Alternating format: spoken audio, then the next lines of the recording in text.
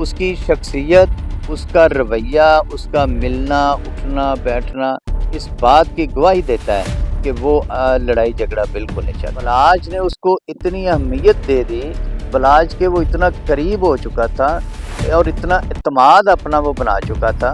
2-3 भाई ये थे, बलाज के 2 छोटे और चौथा इसको कहते थे कि ये मेरा चौथा भाई है। तो इससे बढ़ के खून के रिश्तों से ज़्यादा अहमियत जब आप किसी को देंगे, तो ये मौला अली का भी कौल है कि आप किसी के साथ नेकी करें तो उसकी शर से ज़रूर बचें।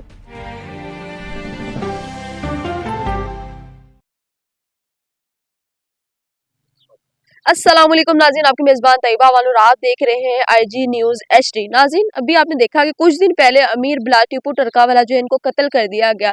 ये खबर सोशल मीडिया पे टॉप ट्रेंडिंग है और काफ़ी लोग इस बारे में बातें कर रहे हैं। लेकिन आज हमारे साथ जो मौजूद है इसरार भट्ट साहब, आज हमसे जानेंगे कि अमीर बिलाल कत्ल के पीछे दरअसल असल कहानी क्या है। अमीर बिलाल और उनके वालिद साहब टीपू टरकावाला जो है और उनके दादा बिल्ला टीपू टरकावाला, ये सब बहुत मशहूर है और इनको जाना जाता है। पाकिस्तान बनने से पहले इनका ट्रांसपोर्ट का जो है काम कारोबार था, लेकिन गोगी भट्ट और तैफी भट्ट ने इनसे दुश्मनी मोल ले ली और ये दुश्मनी इस कदर तक बढ़ गई कि अमीर बिलाज भी अपनी जिंदगी से हाथ धो बैठा। इसकी असल कहानी क्या है आज हम जानेंगे इसरार भट्ट से। अस्सलाम वालेकुम जी बादशाह। सर, कैसे हैं आप? जी मैं ठीक हूँ। सर इसरार, अगर हम यहाँ बात करें अमीर बिलाज के बारे में, तो वो किस तरह के इंसान थे? जी अमीर ब्लाच, सबसे पहले तो मैं ये कहूँगा कि जो अमीर ब्लाच का वाक़या हुआ है और ये शादी की एक तकरीब में उसको कत्ल कर दिया गया, मैं समझता हूँ कि ये एक बड़ा अफ़सोसनाक वाक़या है। मैं समझता हूँ कि एक अज़ीम इंसान था, हर एक के साथ प्यार, मोहब्बत और बड़ी छोटी उम्र में वो समाजी, सियासी हर लिहाज से उसने लोगों के दिलों में जगह बनाई। छोटी उम्र में उसने बाप बन के अपने भाइयों के सर पे शफ़क़त का हाथ रखा और उनको आला तालीम दिलवाई। उसकी सोच का अंदाज़ा आप इस बात से लगा सकते हैं कि एक भाई ने लॉ भी मुकम्मल किया है, लंदन से वो डिग्री अपनी मुकम्मल करके आया है। दूसरा लॉ का स्टूडेंट है। उसकी शख्सियत, उसका रवैया, उसका मिलना उठना बैठना इस बात की गवाही देता है कि वो लड़ाई झगड़ा बिल्कुल नहीं चाहता था। अगर लेकिन उनको कत्ल कर दिया गया और बताया जाता है कि उनके अपने ही करीबी दोस्त, जो कि 15 साल पुराना उनका दोस्त है, ऐसी उसने कत्ल किया। उसने क्यों कत्ल किया होगा, इसकी वजह क्या समझ?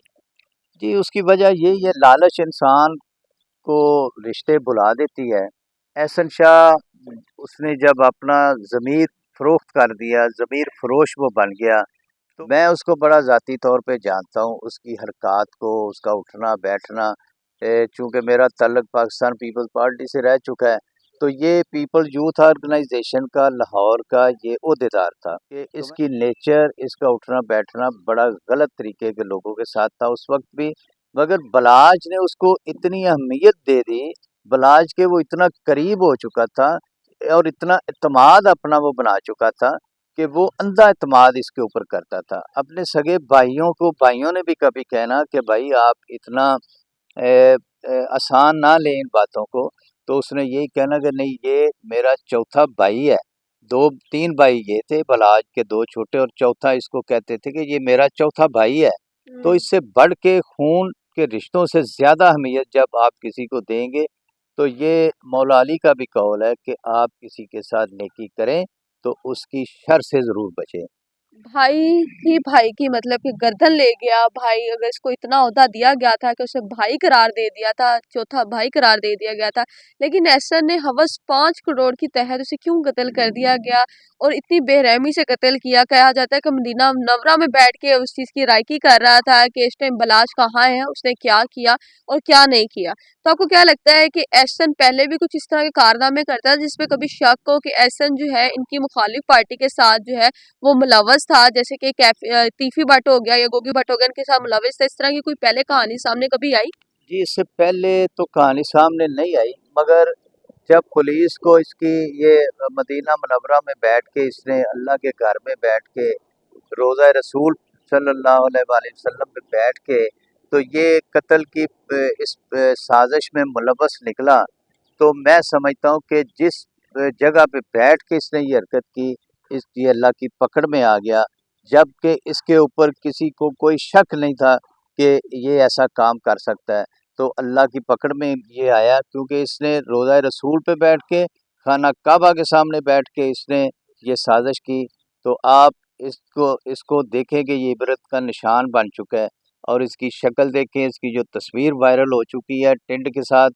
अगर आप उम्रा करने जाते हैं तो वहाँ पे आप सुन्नत अदा करते हुए वो उम्रे के फ़राइज़ जो वो पूरे करने के लिए टेंट करवाते हैं। इसने वहाँ पे नहीं करवाई, यहाँ पर अल्लाह ने उसकी करवा दी। और ये कौम के लिए, अवाम के लिए इबरत का निशान बन चुका है। और मैं ये कहूँगा कि हुकूमत वक्त से भी, वज़ीर आला पंजाब से भी दरख्वास्त करूँगा कि जो ऐसे किरदार हैं इनको इबरत का निशान बनाया जाए, ताकि आने वाले वक्त में ये जो दुश्मनी वाले लोग, देखिए दुनिया में एक दूसरे के ऊपर भरोसे के ऊपर दुनिया चलती है, इसके बगैर निज़ाम चल ही नहीं सकता। तो ऐसे लोग जो भरोसे को तोड़ते हैं, इनको इबरत का निशान बनाना चाहिए, ताकि आने वाले वक्त में कोई ऐसा नशा पैदा ना हो और कोई बला जिस तरह कत्ल ना हो।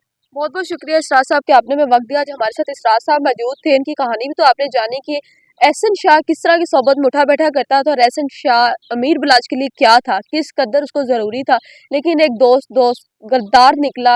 ये ऐसी गद्दारी हम लोग कभी भी बर्दाश्त नहीं कर सकते।